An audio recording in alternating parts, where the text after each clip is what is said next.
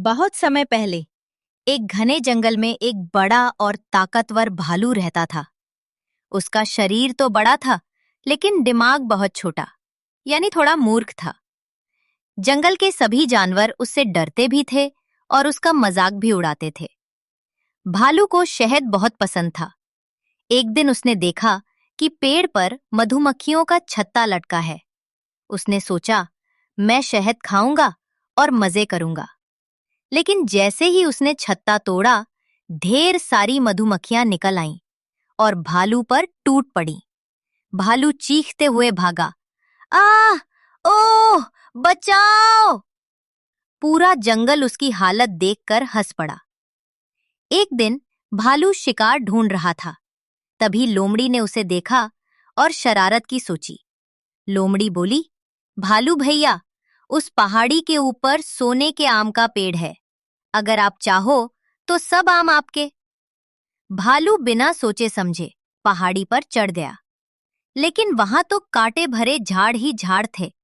उसके पूरे शरीर में कांटे चुभ गए और वो दर्द से चिल्लाने लगा। लोमड़ी दूर से हंस रही थी। जंगल का सबसे समझदार था खरगोश। वो हमेशा भालू की मूर्खता से परेशान रहता था।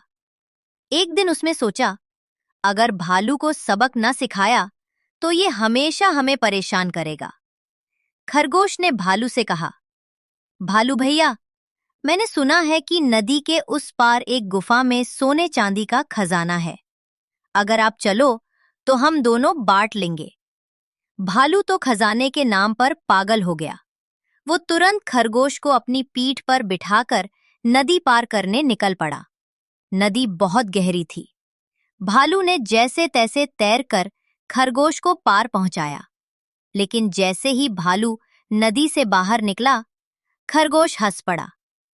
भालू भैया, खजाना तो आपकी मूर्खता है। आपने मुझे अपनी पीठ पर मुफ्त में नदी पार करा दिया। भालू गुस्से से दहाड़ा, लेकिन खरगोश तेजी से कूदते हुए भाग गया। बार बार मूर्खतापूर्ण काम करने से भालू की पूरी जंगल में हंसी उड़ती थी। एक दिन तोता शिक्षक ने भालू को बुलाया और कहा, ताकतवर होना अच्छी बात है, लेकिन अगर दिमाग का इस्तेमाल न किया जाए तो ताकत बेकार है। उस दिन के बाद भालू ने ठान लिया कि वो बिना सोचे समझे कोई काम नहीं करेगा। धीरे धीरे वो समझदार भी हो गया और सब